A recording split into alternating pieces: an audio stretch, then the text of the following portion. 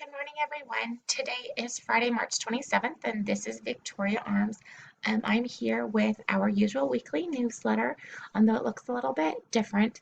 I'm actually set up in our bedroom on the floor today because we were very thankful to still be able to have a plumber come out and fix some things for us. So I'm very grateful that the plumber was still able to come, but I will be working out of my bedroom today. So here's to flexible learning and all that comes with it.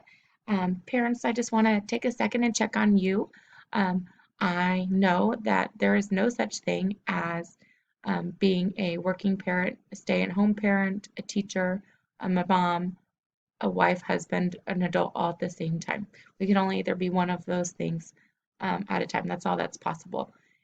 From experience, I've learned that the hard way the last 2 weeks. And so just checking on you, wanting to make sure you're doing okay, making sure that you're taking time for yourself, that you're actually getting some sleep at night.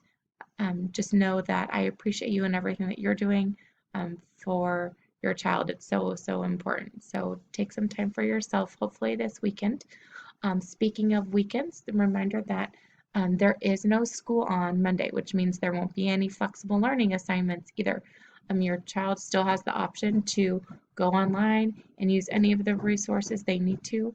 If they need to use it as a catch-up day, they're more than welcome to do that as well. So I just wanted to take a few minutes to walk through some of the things for next week. There's going to be some very slight changes, so that I want to share that with you. So hopefully today is my goal, maybe tomorrow. Each parent will be receiving a separate private email and/or seesaw message from me, updating you, like a little snapshot for each subject on what your child has completed or what they need to finish or what they're doing well. Some type of feedback for every subject. This is a form that we got for Dr. Sipe to try and streamline feedback that parents are receiving. And the idea of providing it weekly is twofold. One, so that parents know what their kids are and are not doing. Um, as Mrs. Lynch told us, the time and the pacing that your child takes is totally up to you, but there is an expectation that they are doing schoolwork because New Jersey is giving us credit towards those 180 days. So we want to make sure we communicate that with you. Also, report cards come out today. As you'll notice, my comments are much shorter, just a few sentences this time, compared to the last reporting period, and that's just because I don't have access to all of their work and information that I would need to share that information with you. So that's also why we want to be sending out the weekly update. Also, there's a message they came out. I'm not sure if it was from Mrs. Lynch or from district admin, but that this type of messaging will be replacing the traditional conferences that we normally offer in the spring, just given all that is going on and still the uncertainty at this time.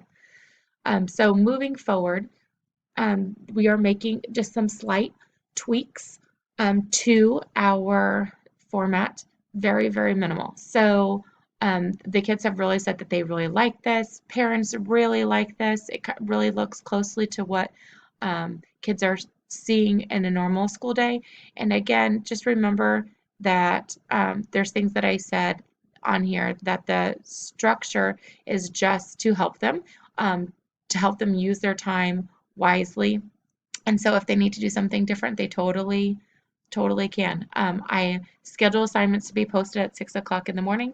So for example, I already have a student that has submitted their work for today, and it's 9 o'clock. So however kids want to work it, that's totally fine. You can see the first thing, I'm shifting the live chats back to 10 o'clock in the morning. The reason for that is being that our schedule is supposed to start at 9:30. And I want to honor that because that's the schedule that other teachers are following as well. Also, it gives kids a chance to look over everything for the day before they get on the chat with me at 10. So that way they can come into it with any questions or struggles possibly that they're already having, and move to it there. The other thing I wanted to share with you, a couple just little things for your kids. So I've made the reading log that I'm asking them to submit on Fridays editable so that kids can submit it every day. So they can submit it on Monday. It will automatically send them an email with the log that they filled out. They can then, there's a link on there that they can edit it.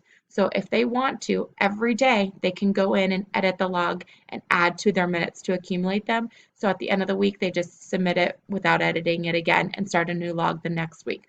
So if they want to, they can keep track of their minutes day by day on the reading log and just resubmit it each day.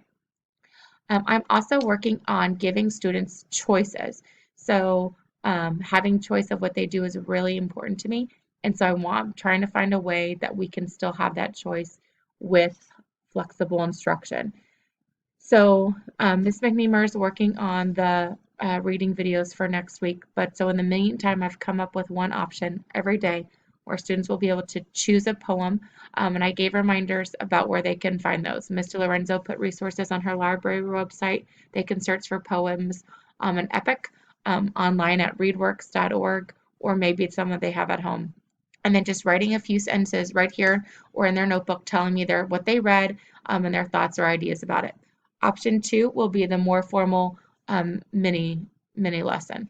And so we'll be posting that there as well. Specials are here. They can follow their special schedules or pick and choose whatever they want to do each day. That's totally up to them. You'll notice for social studies next week, I'm going to continue posting the cartoons for them to watch, but now I'm just asking them questions about how their project is going. In word study next week, I really would like to use that time to get an updated diagnostic on your students' progress. So I did take the word optional off, and I just said that by the end of the week, I would like a finalized score. Hannah, would you close the door for me, please, so I don't hear that? Thank you, honey. So if they could have a finalized score by the end of the week, they can be giving me the range each day if they want, or they can save it till the end of the week. But I went ahead and highlighted it each day so they would know that I'm asking them to work on it. In math, you can see that they're on Monday. I'm asking them to watch this video for line plots and then solve these practice problems. There's only 7. They'll do them right there online through Khan Academy. I just want them to tell me how many they got correct. You'll see there's another piece here. This says due at the end of the week. So this is all I'm asking them to do for the day. And then at the end of the week, this exemplar should be completed. They can do it in their notebook or they can do it online in Seesaw. And I'm just asking them what their plan is. Are they going to do it today or by the end of the week? And then there will be optional work as well.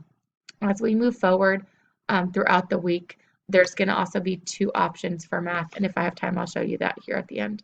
So for writing, again, I'm giving them choice where they can, I'm posting the assignment here in the plan, or they can go to Seesaw and I will post it there as well. So they can do it in either platform, again, trying to give them as much voice and choice as possible. On Wednesday, they're going to be taking a quiz and a Duelastic to see what they remember about line plots and multiplying fractions. All of that is review from weeks and weeks ago, just to see what they've retained. When we get to Thursday and get to math, you'll see again for part 1, I'm giving them choice. They can pick either this activity in Seesaw to complete or this activity in Seesaw to complete. One is more simpler, one's more challenging than the other, and they can have choice on which one they want to do. And I'm going to ask them to just let me know which activity they completed, and then everyone will do iExcel together. So again, they have choice on what they want to do on the difficulty of it, and then some things that I'm asking all students to do. So I hope they enjoy having the choice of what they are working on. I'm thankful that we've been so caught up in our curriculum that we've been able to spend these 4 weeks reviewing concepts. So that brings me to what's going to happen after spring break. So I honestly don't know at this time. What I do know is that the governor of New Jersey has shut down schools. So that means we cannot reopen Roxbury in buildings until we get the all clear from the governor. And so I am going up to Nixon next week. I have 15 whole minutes to grab anything that I would need to use to teach for indefinitely. And so I'm going to grab what I can. That being said, if we are still closed after spring break, we are expected to move on to teaching new content. So for fourth grade, that means measurement, which thankfully our class had hit measurement a little bit at least before school was closed. And then geometry, which includes angles and shapes. Um, and geometry and measurement. And I think that's it. And then just kind of review of everything else. With reading and writing, that will mean that we're moving on to reading history, um, which is close to what we've been doing in social studies. So we've been trying to set them up in that way to make that transition easier. Thank you all for your warm comments and your constant thank yous and letters and emails. It really is so much appreciated and gives me the energy to keep going. So I'm grateful for you and your work and that. So thank you so much. Hugs to all of you.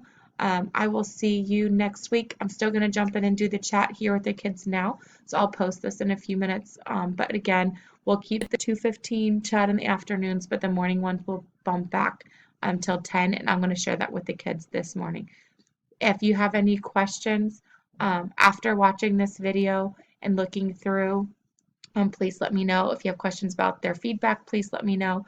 Again, as a parent, you have access to everything that's in Google Classroom. So feel free to poke around and let me know what you like, what you have questions about. I'm happy to help. I wanted to end with the one last thing. So I know that a lot of you have kids in lots of in other grade levels and classes, um, and I won't be able to help them with everything. However, if you are stuck or you have questions, feel free to send me a picture of what it is that they're working on. Just a minute, sweetie. What it is that they're working on, and I will do my best to help you. But you need to have it quiet. I'll do my best to help you. I've taught kindergarten all the way through tutoring in AP Algebra 2, so I'll definitely can't promise anything, but I will definitely do my best. So if you need help with your other kiddos, I'm here to help them as well. We're all in this together, and I want to be helping you and other teachers with anything that I can do. So until next week, be safe, be healthy, everyone. Enjoy the 3-day weekend. I'll talk to you soon.